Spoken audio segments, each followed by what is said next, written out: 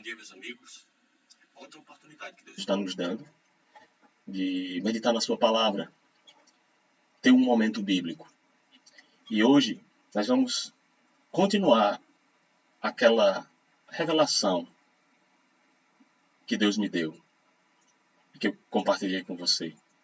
E você descobriu que aquela revelação é a revelação que Deus deu a todos os servos dele, para mostrar todas as coisas que brevemente devem acontecer. Estão reveladas no livro do Apocalipse. E nessa segunda oportunidade, nós queremos continuar no texto que nós começamos na semana passada. Mas antes disso, vamos falar com Deus, vamos pedir a Deus ajuda para entender, para compreender com o coração aquilo que Ele quer nos mostrar na sua palavra. Nosso Deus, nosso Pai, nós te rogamos que o Senhor nos abençoe esta manhã com a revelação da tua palavra, para que nós possamos saber quão fiel é a revelação que nos está sendo dada, que nós possamos confiar nela, porque é o testemunho do teu próprio Filho, do Filho de Deus, do Messias, do verdadeiro Messias. Nós te pedimos em nome de Jesus. Amém. Então, dessa vez vamos para um texto que está no livro do Apocalipse, no capítulo 1, só que agora dos versículos 4 a 6. Você lembra do texto que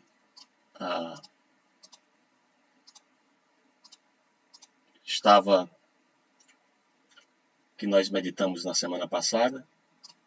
Nós vimos aqui que Deus deu uma revelação a Jesus Cristo, e essa revelação Deus deu para que mostrasse aos seus servos todas as coisas que brevemente deveriam acontecer, e isso foi testificado, a própria palavra de Deus, o testemunho do próprio Jesus Cristo em pessoa, falando após ressuscitado, e de tudo que o próprio João, que foi o instrumento que Deus usou para revelar, viu a respeito do que haveria de acontecer.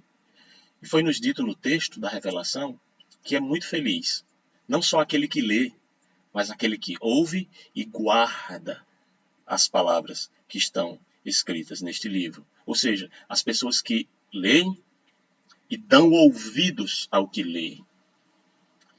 As pessoas que leem e apreendem para si. Por quê? Porque o tempo está próximo. E hoje, com a permissão de Deus, nós vamos dar sequência. Só que agora, dos versículos 4 a 6, quando diz João, às 7 igrejas que estão na Ásia, graça e paz seja convosco da parte daquele que é, e que era, e que há de vir, e da dos 7 espíritos que estão diante do trono de Deus, e da parte de Jesus Cristo, que é a fiel testemunha, o primogênito dentre os mortos, e o príncipe dos reis da terra, àquele que nos amou, e em seu sangue nos lavou dos nossos pecados, e nos fez reis e sacerdotes para Deus e seu Pai, a Ele seja glória e poder para todos sempre. Amém. Veja como é que a coisa se sucede. João acaba de receber, da parte do anjo que foi enviado pelo próprio Jesus Cristo, que recebeu uma revelação de Deus. Revelou isto que ele ouviu e viu da parte de Deus às 7 igrejas. 7, na Bíblia, tem sinônimo de perfeição, de completude. 7 significa aquilo que é completo. E fala que as 7 igrejas. Veja, neste livro nós vamos nos deparar com muitas linguagens simbólicas, muitas hipérboles, muitos pleonasmos, muita figura, muito simbolismo também. Não só figuras de linguagem, mas simbolismos nas palavras, a fim de que, através de uma compreensão dada da Escritura, pelo Espírito de Deus, comparando Escritura com Escritura, nós possamos entender e compreender com muito cuidado, com humildade, mesmo que nós não entendamos tudo, não cheguemos a um consenso sobre tudo em relação aos símbolos. No entanto, nós temos uma direção bem tendente, apontando para um único ponto central, que é a conclusão do plano eterno de Deus para a humanidade. E ele revela esse plano eterno às suas igrejas ao longo do tempo. Ele revela às suas igrejas, inclusive dando a entender aqui de que essas igrejas vão completar o que Deus veio para tratar com o seu povo nesta terra, nesse planeta. Então são 7 igrejas, e cada igreja vai ser descrita aqui, mais na frente, e cada uma tem revelações distintas, características distintas, que nos fazem entender que representam períodos históricos da igreja. Ainda que João escreveu as 7 igrejas que estavam localizadas geograficamente lá na Ásia Menor, sim, a profecia tem essa característica. Escrever para o tempo do profeta e escrever ao mesmo tempo, significando o que aconteceria para tempos muito distantes. Nós vemos isso relativamente, por exemplo, à profecia que foi dada a Daniel. Muitas coisas do que Daniel aprendeu e da parte de Deus, revelada pelo anjo de Deus, pelo mensageiro de Deus, se cumpriu ali, naquele tempo, ou em tempos sucessivos. No entanto, ele disse, vai Daniel, ele querendo entender o que significavam certas coisas, que ele não conseguia ver o encaixe no tempo dele, na geopolítica em que ele se encontrava, por exemplo, naquela situação de mundo, na cosmovisão que ele tinha. Ele disse, não, tá, Senhor, eu não estou entendendo, não encaixa aqui. E Deus disse, não encaixa mesmo não.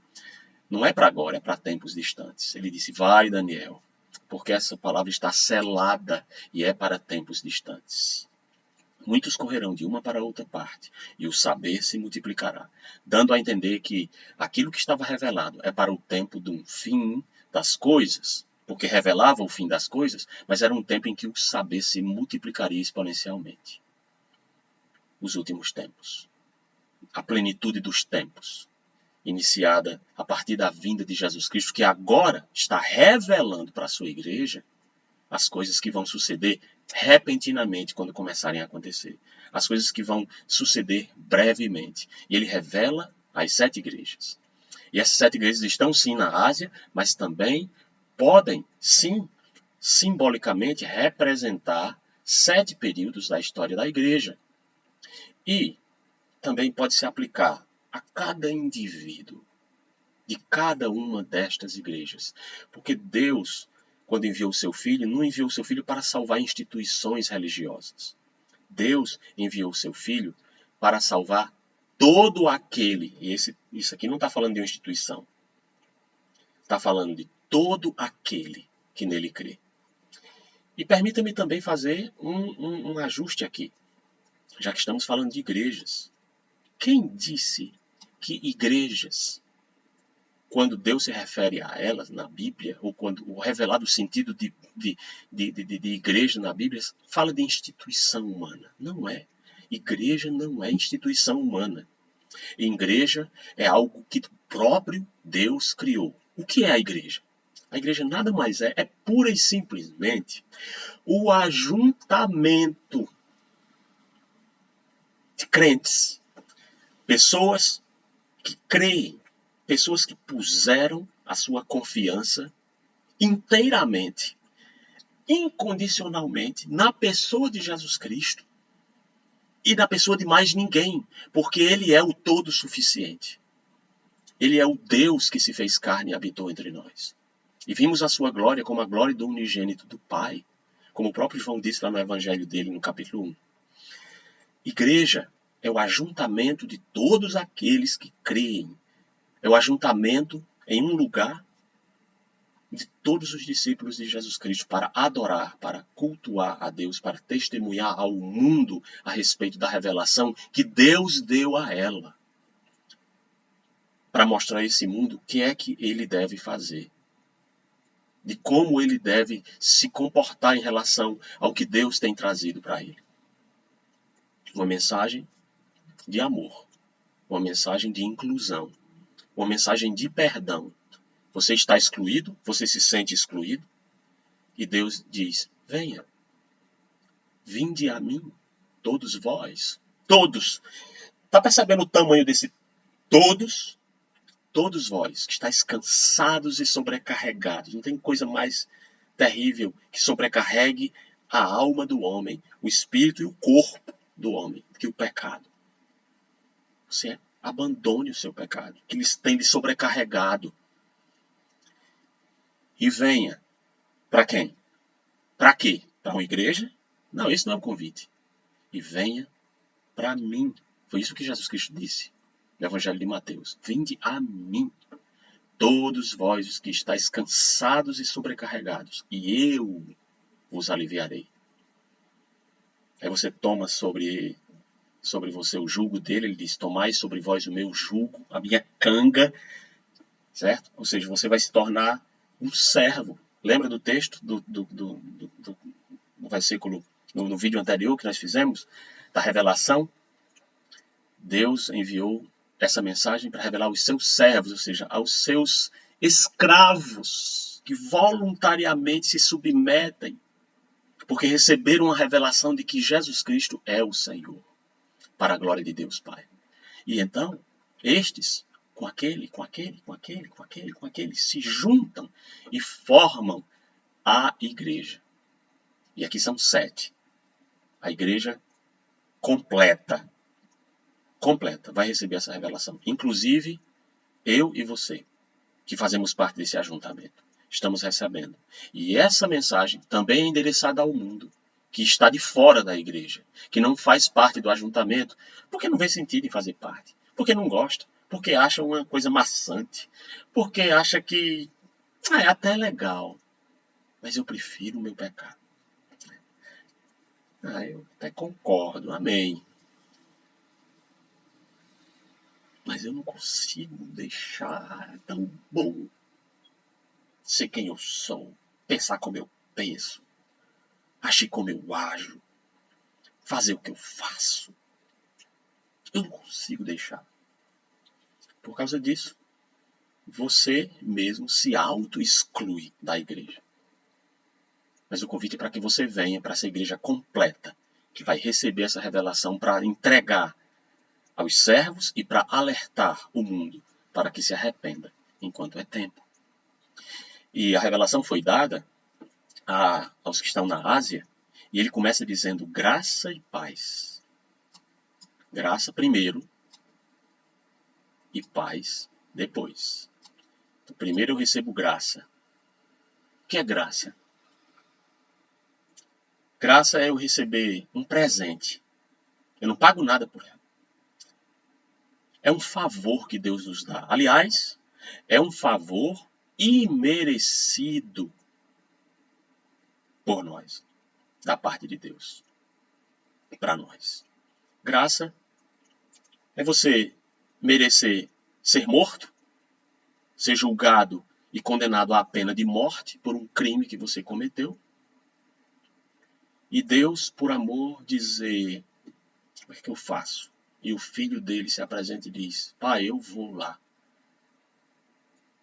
e morro no lugar deles. E assim o Senhor faz assim, o Senhor pega a sua ira justa, pura, sobre o pecado, porque eu compartilho com o Senhor dessa ira, porque eu sou um com o Senhor, eu e o Pai somos um, Jesus Cristo disse, no Evangelho de João também. E eu aceito, eu vou lá. Eu aceito por amor, porque nós, a Trindade, porque nós amamos a todos eles, pecadores, e queremos resgatar, e por isso, e porque amamos eles, queremos resgatá-los do pecado e das consequências terríveis e eternas do pecado, eu vou, eu aceito, eu me submeto, eu vou, eu desço, eu me esvazio, eu me humilho, eu assumo uma forma humana. E o Senhor, no tempo certo, o Senhor traz a sua ira, todo o seu juízo, toda a sua cólera contra esse pecado horrível que eles praticaram contra nós. E eu aceito, assumir. E assim o Senhor vai ser justo e justificador de todo aquele que tiver fé em mim. Foi isso que Jesus Cristo fez. E foi assim que ele desceu e cumpriu. E quando Deus olha para você, pecador, aí você tem uma consciência, você sabe o que é que você faz, você sabe quem você é. Quando Deus olhou para mim, eu também, não se preocupe não, eu também. Somos pecadores diante de Deus. E quando Deus olha para nós, Ele nos ama e nos concede graciosamente o perdão. E é por isso que vem a paz. A paz vem exatamente porque o perdão da parte de Deus nos é dado de uma tal maneira que agora nós temos paz perfeita, paz completa, paz real.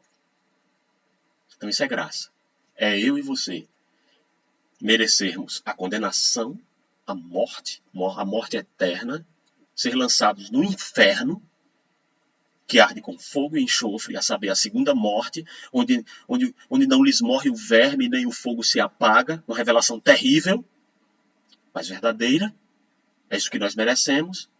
E Deus, ao invés de nos julgar, ao invés de nos dar o inferno, Ele nos dá a graça. Ele nos dá graça e por causa dessa graça nós temos paz. E é essa saudação que João está fazendo aqui às 7 igrejas, e iniciando a sua carta, com aquilo que Deus dá a todos aqueles que são dele, a todos aqueles que fazem parte da igreja. Graça e paz.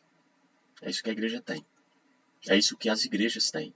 É isso que todos aqueles que estão ali, que fazem parte do ajuntamento da igreja têm. Todos aqueles que estão vivendo em obediência a Jesus Cristo. E ele diz, graça e paz seja convosco. Deixa eu destacar o convosco aqui. É o que eu acabei de falar. Essa graça e essa paz pertencem a estes. Esse convosco está falando do ajuntamento do povo de Deus. Está falando da igreja. Está falando de todos aqueles que fazem parte desse povo, espalhados em toda língua, tribo, povo e nação e por aí. E que juntos formam um só corpo em Cristo, sendo o próprio Cristo a cabeça desse corpo, aquela que comanda o corpo. E João recebeu isto e as 7 igrejas saúda com aquilo o que nos é nosso, comum entre nós, graça e paz. É para nós. E de onde vem essa graça e essa paz? Ele vai dizer de onde vem. Ele vai dizer que é da parte. Da parte de quem? Desculpe. Ele vai dizer que é da parte daquele que é, daquele que é, daquele que era e daquele que há de vir.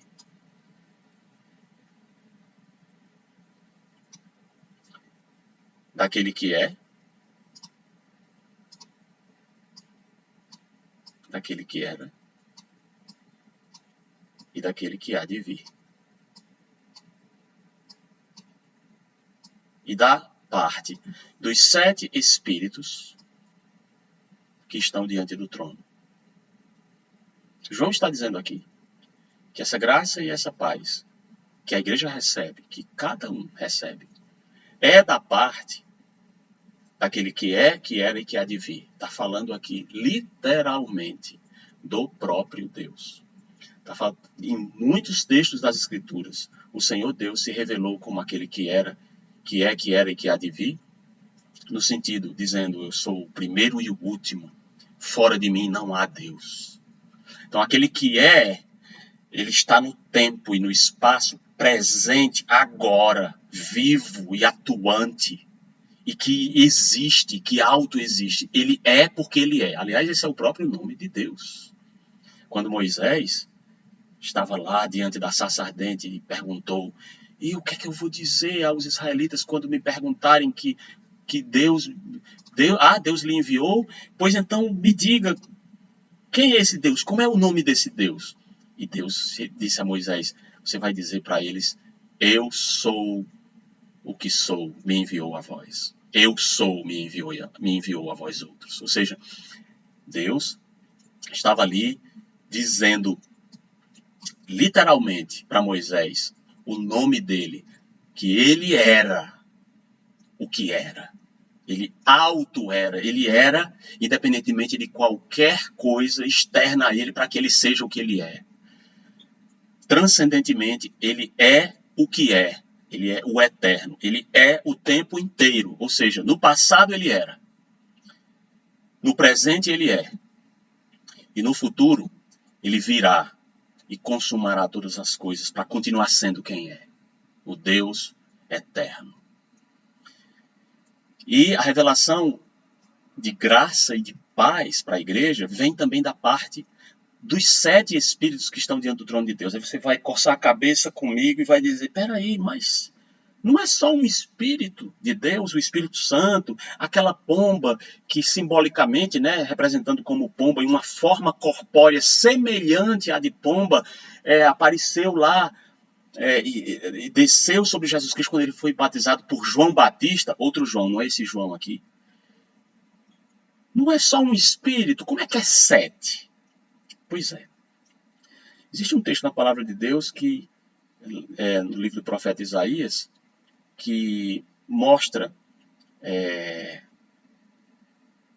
7 manifestações diferentes do Espírito de Deus. O Espírito do Senhor, o Espírito de sabedoria, o Espírito de conselho, o Espírito de fortaleza, o Espírito do temor do Senhor. Ele sai enumerando, são 7 características, 7 formas ou 7 manifestações do Espírito de Deus. Que fala 7 espíritos que estão diante do seu trono. Diante do trono de Deus, nós fechamos inclusive aqui a figura da Trindade descrita. O trono é o trono de Deus, nós podemos ver isso nos textos claramente, não se preocupe. O trono é o de Deus Pai. Sentado à direita do trono de Deus está o trono do Deus Filho, como ele mesmo revelou, que ele subiu e está assentado à direita, à destra da majestade nas alturas, de quem o Salmo 16 fala que à tua destra há delícias perpetuamente. O Filho de Deus, ele é, ele mesmo, delícias perpetuamente. Está sentado à direita do trono de Deus, temos 2. E agora nós temos o aparecimento do Espírito de Deus manifestado poderosamente de forma completa. Olha o número 7 aparecendo aqui de novo, indicando completude. Dos 7 espíritos, é o Espírito de Deus em toda a sua plenitude, em toda a sua perfeição e completude, na presença aqui diante do trono de Deus. Então nós temos o Deus Pai no trono, nós temos o Deus Filho à destra dele, ou seja, no local de maior importância, reinando junto com o Pai, e diante do trono, que faz essa ligação, essa conexão entre um e outro, está o Espírito de Deus manifestado em sua plenitude. Pois é destes 3 que nós recebemos graça e paz. Todas as igrejas. E da parte de Jesus Cristo, veja que ele diz, aqui ó, em primeiro lugar, permita-me destacar aqui, ó, vou destacar em amarelo, o Deus Todo-Poderoso, o Espírito de Deus, e agora, no versículo 5, da parte de Jesus Cristo. Então nós recebemos graça, nós recebemos paz da parte de Deus, da parte dos 7 Espíritos de Deus e da parte de Jesus Cristo, nosso Senhor. Então nós temos aqui a Trindade que nos envia graça e paz. Diz aqui o texto que ele é a fiel testemunha, que testemunha quem é Deus, o que Deus faz e o que Deus fará. Aquele que é, que era e que há de vir. O primogênito dentre os mortos, ele é o primeiro dentre todos aqueles que morrem. Ele foi o mais eminente, primogênito no sentido de ser o mais exaltado dentre todos os que morreram. E o príncipe dos reis da terra. E aqui eu quero chamar a sua atenção porque essa testemunha fiel e que morreu, o mais eminente daqueles que morreram, veja que ele morreu. Depois nós vamos ver lá na frente que ele não permaneceu morto, mas aqui está declarado que ele é o mais eminente dentre todas as pessoas que neste planeta um dia morreram, morrem e vão morrer. E diz aqui em último lugar que ele é o príncipe dos reis da terra. Ele é o principal. Ele é o mais exaltado. Se há rei na terra, e há reis, ainda hoje há reis, e príncipes, e há reis, príncipes e princesas, ainda hoje há monarquias no mundo, em vários lugares.